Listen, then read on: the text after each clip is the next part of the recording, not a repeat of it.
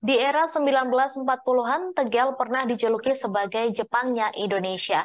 Bukan tanpa sebab, julukan itu melekat seiring berkembangnya industri logam penyumbang perekonomian nasional. Kejayaan Tegal di masa itu kini sedang dicita-citakan oleh Tri Sukamto dan kawan-kawan melalui Koperasi Tegal Manufaktur Indonesia.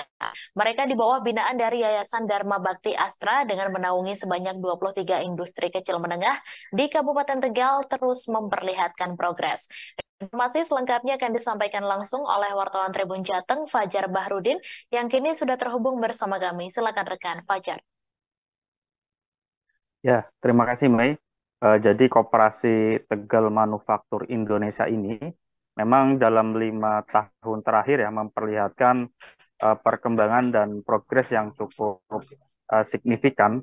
Jadi mereka ini tercatat hingga 2023 sudah memasok produk-produknya ya sebanyak ke 15 perusahaan besar di Indonesia dan omset tahunan pada tahun 2022 itu mencapai 3 miliar.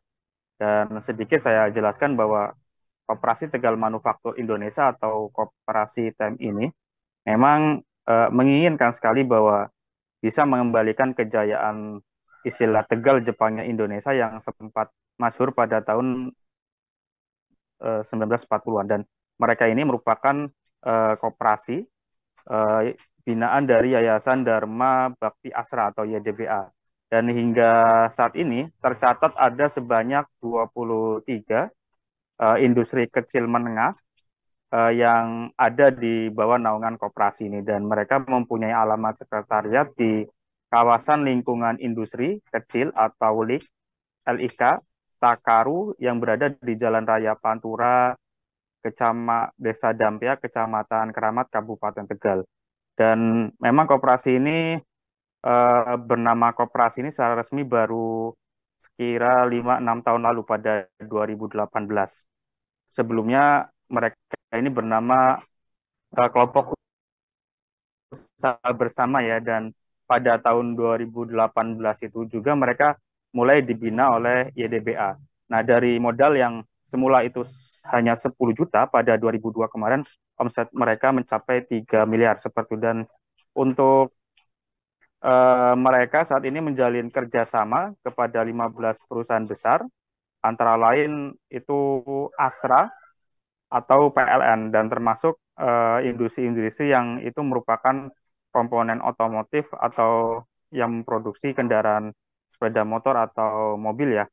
Dan produk yang dijualkan atau dipasarkan ini beragam karena memang sebanyak 23 IKM yang ada di bawah koperasi TMI ini banyak penghasilannya, banyak memproduksi, tetapi pada intinya mereka ini mayoritas merupakan IKM logam, lalu IKM furnitur ya, kayu-kayu, dan termasuk uh, banyak juga yang sudah produk jadi mesin. Nah, di antaranya itu ada produk komponen alat pemadam kebakaran, lalu ada aksesoris jaringan listrik, kemudian ada komponen otomotif, komponen alat berat, komponen kompor, engsel, kunci, alat kesehatan, furnitur, hingga mesin teknologi tepat guna. Dan pada tahun 2022 kemarin, Koperasi TMI ini juga bahkan mendapatkan pesanan atau tender untuk membuat mebel sekolah dengan nilai 2 miliar dari CSR Yayasan Pendidikan Asra. Dan usaha dan prestasi yang mereka dapatkan tidak lantas membuat mereka puas ya.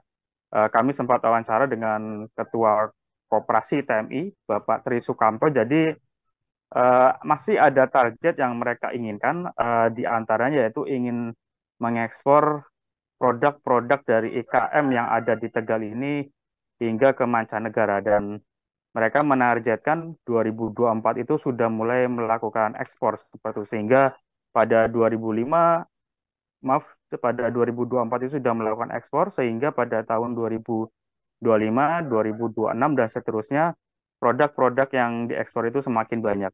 Nah, sementara untuk target pendapatan atau omset, jika tahun 2022 itu mereka mendapatkan 3 miliar pada 2023, targetnya omsetnya 6 miliar, lalu 2024 meningkat menjadi 9 miliar, 2025 targetnya 12 miliar, dan 2026 mereka menargetkan bisa mendapatkan omset 17 miliar. Sehingga dampaknya itu nantinya anggota-anggota yang menjadi IKM yang menjadi anggota dari koperasi TMI ini juga ikut bisa disejahterakan, dan anggota-anggota yang ikut juga semakin banyak. Seperti itu, Mei.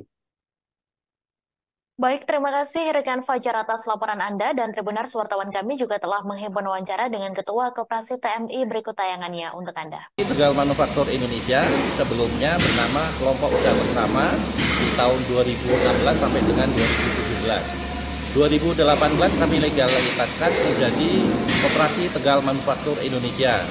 Beranggotakan saat itu sekitar 20 anggota industri kecil menengah yang mempunyai bidang usaha antara lain komponen otomotif, komponen alat berat, kemudian ada hidran, ada furniture, ada alat kesehatan, dan lain-lain.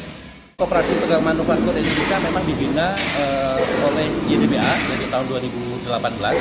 Sebelumnya itu KUB ya, kemudian dilegalisasikan. Jadi dari YDBA selalu membina dari prosesnya, dari manajemen keuangannya, dari manajemen operasionalnya sampai dengan pemasaran. Ya. Terima kasih sudah nonton.